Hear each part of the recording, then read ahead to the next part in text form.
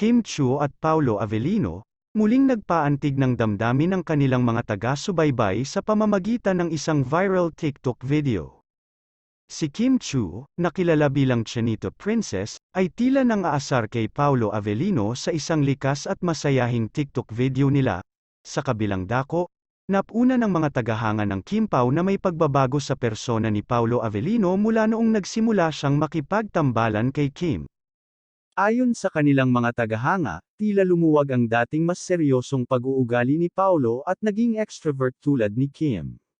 Patunay dito ang kanilang mga TikTok videos at ang ilang mga eksena sa kanilang pinakabagong serye kung saan hindi mapigil ang matawa ni Paolo kay Kim. Samantala, patok din ang huling panayam kina Kim at Paolo na ginawa ni MJ Felipe. Lalo na nang ibahagi ni Kim na bukod sa kanyang pamilya, si Paolo lamang ang kanyang binigyan ng pasalubong noong nanood siya ng concert ni Taylor Swift. Bukod pa rito, nagdulot din ng marka sina Kim at Paolo sa VIU Philippines, kung saan naging numero 1 ang streaming app matapos ipalabas ang seryeng, What's Wrong with Secretary Kim, na nakahigit sa iba pang streaming apps.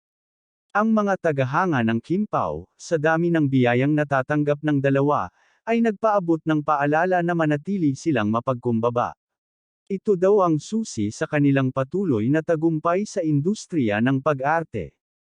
Narito ang kanilang nakakakilig na TikTok video, panoorin natin.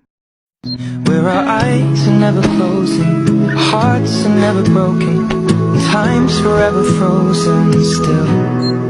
So you can keep me inside the pocket of your rib.